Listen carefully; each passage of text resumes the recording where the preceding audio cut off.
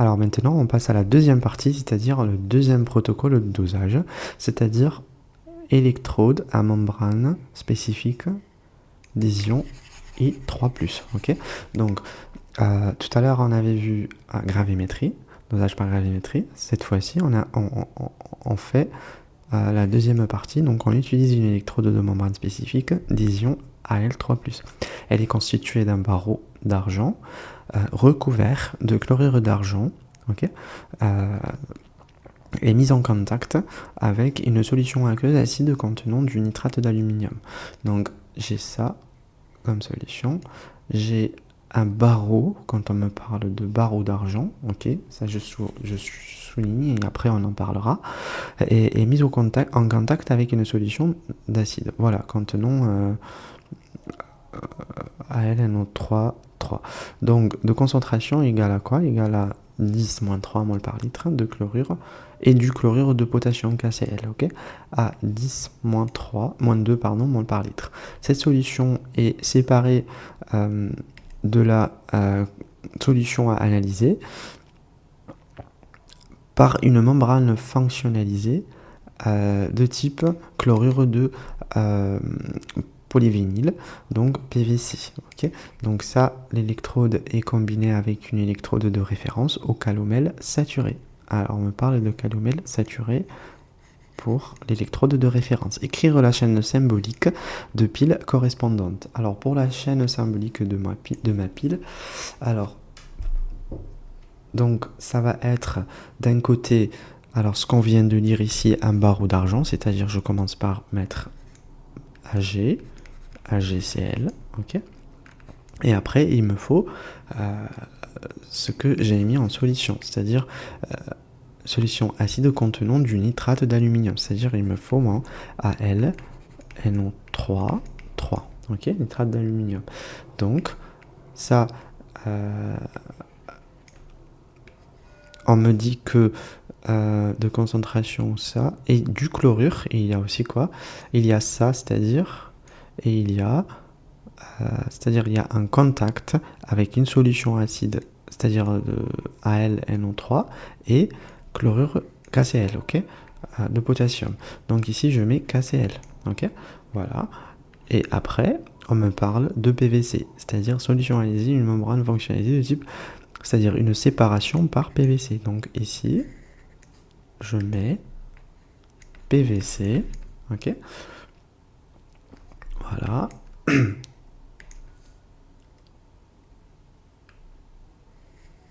Après, qu'est-ce qu'il faut que je mette? Je sais bien qu'il faut que je mette de l'autre côté ce qu'on me parle ici. Donc l'électrode est combinée avec une électrode de référence au calomel. C'est-à-dire ici, il y a une solution. Ça, c'est ce qu'on avait dit tout à l'heure. Sa concentration, elle est inconnue, pardon. Pardon, on met ici de concentration inconnue, comme ça.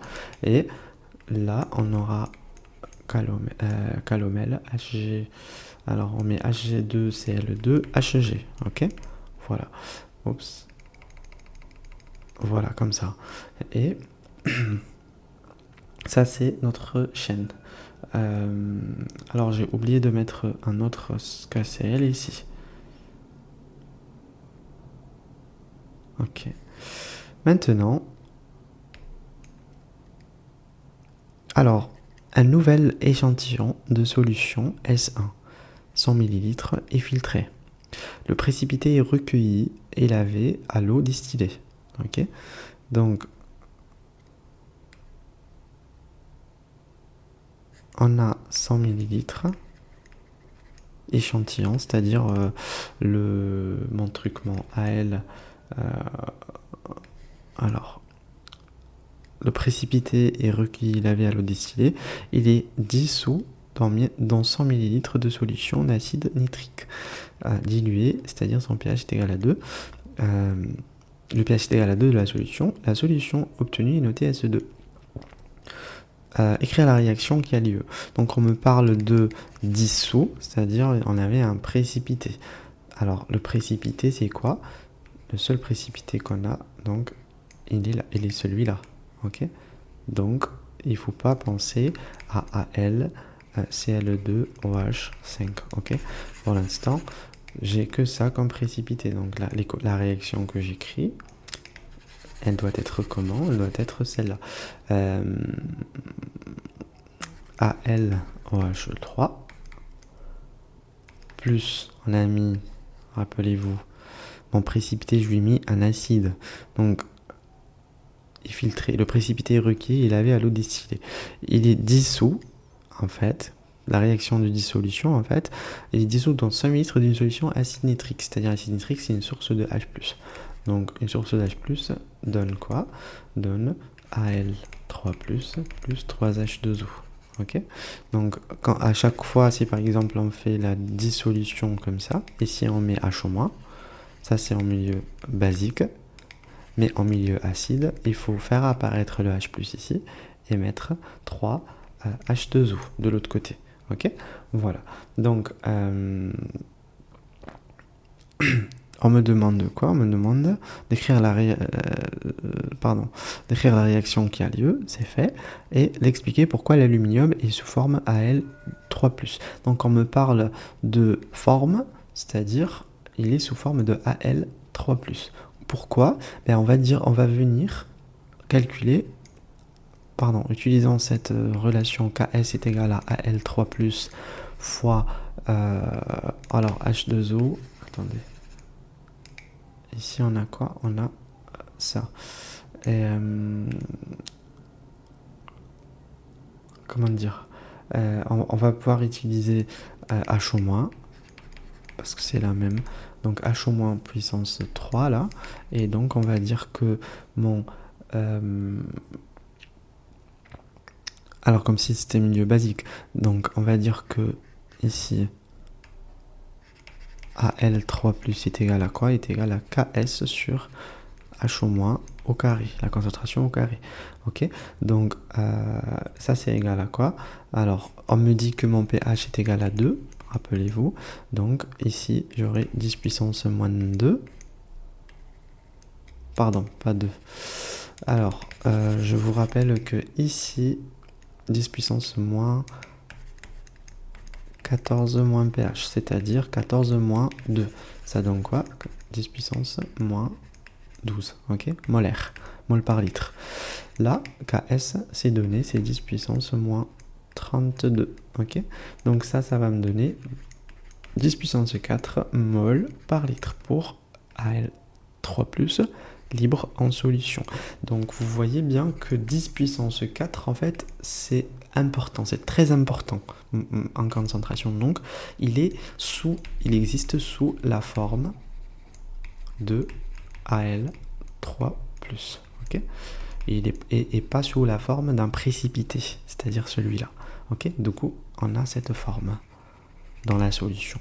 Alors, pourquoi? Parce que on est dans un milieu acide. Tout à l'heure, on avait vu, quand on était dans un milieu basique, on avait trouvé cette forme, ok? Maintenant, dans un milieu acide, en fait, à pH égal à 2, donc on a la forme majoritaire, c'est Al3+, c'est la forme d'ion libre, ok? Libre en solution, donc il n'y a pas de précipitation. Maintenant, je remonte, je relis. Qu'est-ce que j'ai? Maintenant, on me parle, alors 3, à 10 ml d'une solution d'acide nitrique, on ajoute des volumes successifs d'une solution commerciale d'Al3+. Ok. Donc, solution commerciale d'Al3+. C'est-à-dire ici, j'ai 10 ml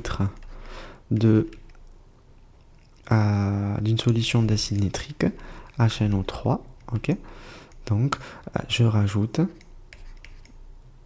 Donc ça c'est un acide, je rajoute solution commerciale de Al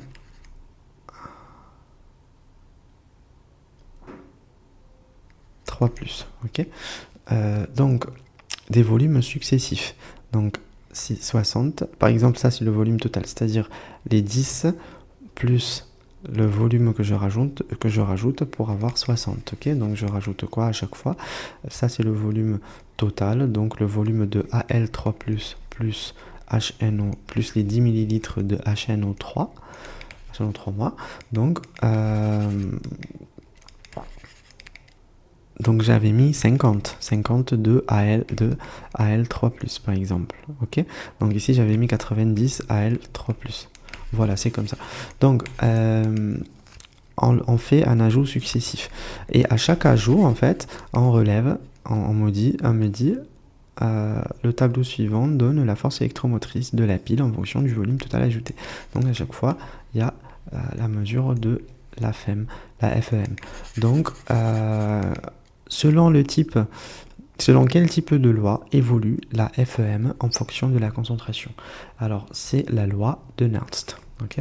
Donc, loi de Nernst.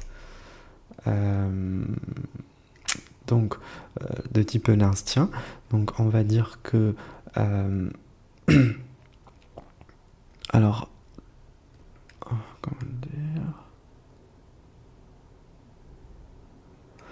ça va être égal à RT sur 3F, rappelez-vous, ln AL3+, plus une constante. Okay.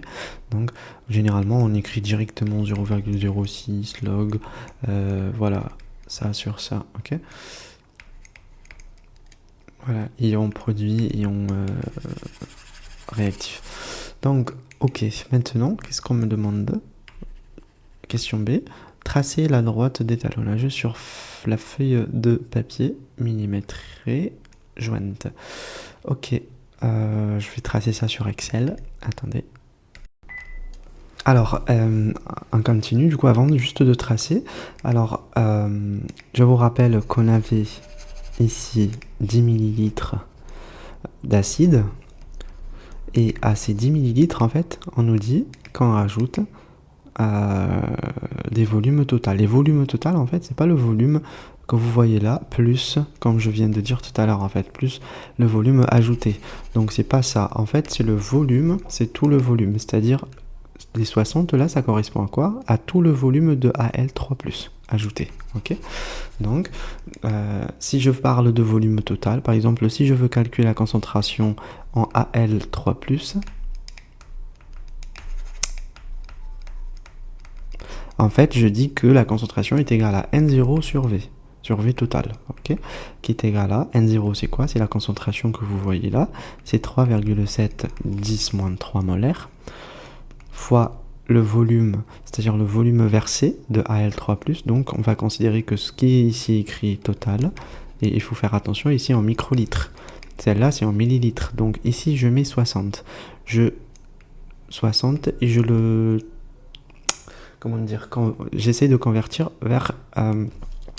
en millilitres, ok? Donc pour passer de microlitres à millilitres, il faut juste multiplier par moins 3, ok? Donc 60, 10 moins 3, et là, il me faut diviser par le volume total, qui est égal à quoi? Qui est égal à ce que je viens de rajouter, c'est-à-dire 60 fois 10 moins 3, plus les 10 millilitres, ok? Donc ça, c'est en millilitres, d'où l'apparition de moins 3. Ok. Voilà. Donc ici, si je fais un petit calcul, en fait, j'aurai... attendez... ok, je vais avoir 2,2. Donc pour ce calcul, en fait, pour la première, la concentration... oups, c'est un petit peu le bordel. Donc la concentration en Al3+, est égale, la première concentration, c'est-à-dire qui correspond à cette case, est égale à 2,2 10 puissance moins 5 molaires, mol par litre. Ok. Donc moi, pourquoi j'ai calculé la concentration en Al3+, ben, parce que on me parlait tout à l'heure de loi de Nernst, c'est-à-dire si je trace, on me demande de tracer la droite d'étalonnage. En fait, la droite d'étalonnage, donc, ça doit être Al3+, pardon, ça doit être la FEM, la force électromotrice, en millivolts, en fonction de quoi? En fonction de log concentration en Al3+. Ok? Donc, c'est ça ce que je dois faire. Pourquoi? Parce que... comment dire, je vous rappelle qu'on avait ça sur N, log, concentration AL3+, ok? Donc, alors, la première chose à faire, c'est de tracer sur Excel. Moi, j'ai essayé d'écrire directement les volumes de AL3+. J'ai écrit la FM, les valeurs qu'on avait déjà. Alors ça, c'est la première valeur qu'on avait calculée. Ça, c'est les deuxièmes valeurs qu'on va que vous devrez calculer. Comment dire seul. Donc ici, pour le log, je vais directement écrire comme ça, log, oups, celle-là, et puis on aura tout le reste, ok? Donc ce que je veux tracer, moi, c'est ça, c'est la FEM en fonction de ça. Donc ça doit être en X, et ça doit être mon Y, ok? Donc je viens alors tracer comme ça. Alors j'ai utilisé... Je dis tout le monde utiliser celui-là. Ok. Alors ça c'est bien à l'envers. Donc ce qu'on va faire en fait, c'est modifier... Pardon. Sélectionner les données. Modifier. Alors en X, on a quoi? On a ça. Oups. En Y. En X, on a ça.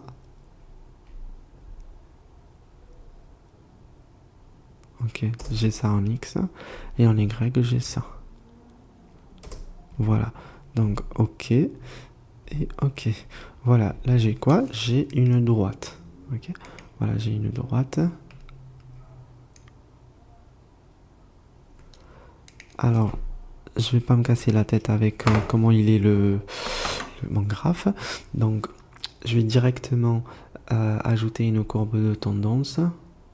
Pardon. Une étiquette. Comment dire? Alors, une étiquette de données. Bon, plutôt, c'est pas celle-là. C'est la courbe de tendance que je veux. Voilà. Donc, afficher l'équation et afficher le coefficient. Alors, maintenant qu'on a que mon coefficient est égal à 0,80... Alors, je vais juste copier ça parce que j'en ai pas besoin le reste.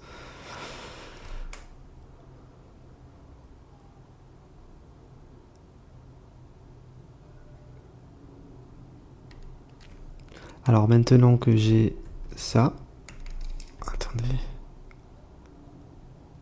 Oups, voilà. Maintenant que j'ai ça, je suis sûr que j'ai une droite parce que j'ai 0,99 et alors ça, en fait, ça correspond à quoi? C'est ce que j'ai besoin pour faire le calcul. Ici, y est égal à quoi?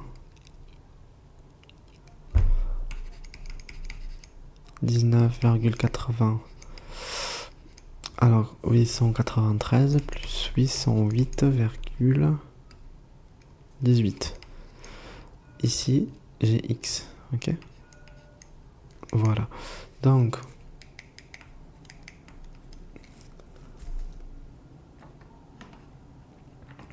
alors, on me demande quoi? On me demande de calculer, question C, la force électromotrice mesurée avec la solution S2.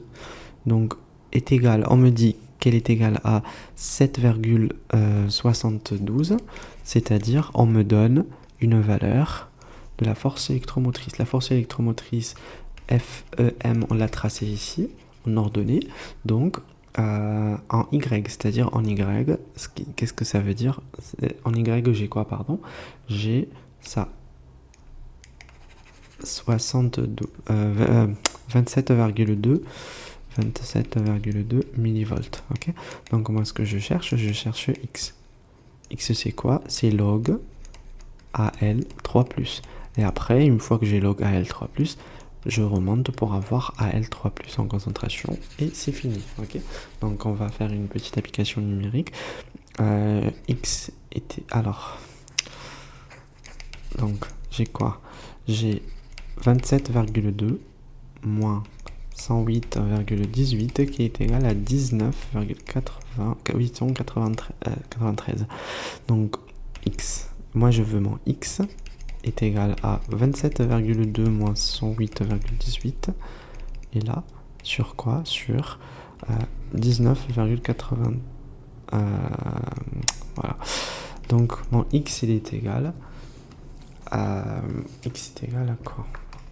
Alors 27,2 moins 108,18 sur 19,893. Ok, ça va donner moins 4,07. On aurait pu, 0,07, pardon, on aurait pu mettre quoi? Mettre ça. Venir ici, chercher chercher 27, je sais pas combien. Bon, là ça apparaît pas. Et après, on va comme ça pour déterminer le log AL3+. Ok. Mais ça c'est beaucoup plus facile. Donc ça c'est égal à quoi? Ça c'est égal à log AL3+. Donc moi ce que je veux c'est la concentration en AL3+. Ok. Donc ça, je vous rappelle que log A, si je veux A, ben je dis que c'est 10 puissance, c'est égal à 10 puissance. Ok. Donc j'aurai quoi? Alors je vais calculer. Alors 10 puissance minus. Ok. Donc ici j'ai quoi? J'ai 10 puissance log AL 3+. Ok. Donc c'est-à-dire log x. Donc 10 puissance, ça donne quoi? Ça donne 8,49 10 puissance moins 5. Ok. Mol par litre. Parce que c'est une concentration AL 3+. Mais moi, je vous rappelle qu'on me demande en déduire la concentration en hydrate d'aluminium dans le spray. C'est-à-dire, je vous rappelle qu'on, comme dans la deuxième partie, le spray, mon spray c'est quoi? C'est pas ça. C'est pas AlOH3. C'est Al, le spray, c'est Al. C'est Al2ClOH5. Ok? Qui donne. Alors, ça va donner quoi? Ça va donner. Comment dire? 2 Al3+, plus Cl- plus 5 OH-. Donc ici 1 mol et ici 2 mol, c'est-à-dire 1 mol, c'est-à-dire la quantité de Al2ClOH5 sur le coefficient stoichiométrique est égal à la quantité de Al3+, sur le coefficient stoichiométrique de Al. Ok.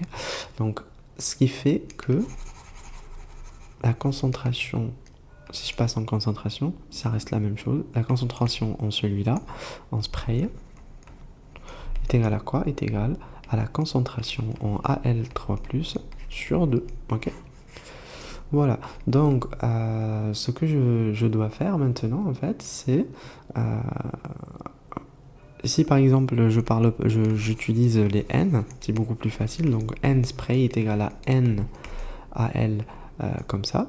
Et le N AL 3+ est égal à quoi? Est égal à C fois V. Donc C fois V sur 2.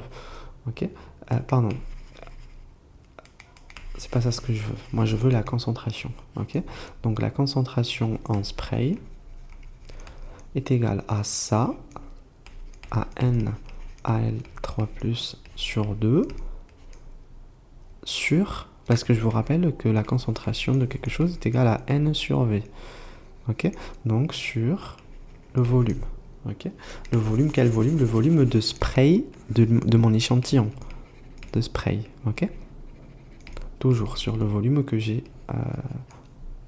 de mon spray, quoi. Donc NaL3+, on vient de calculer la concentration seulement.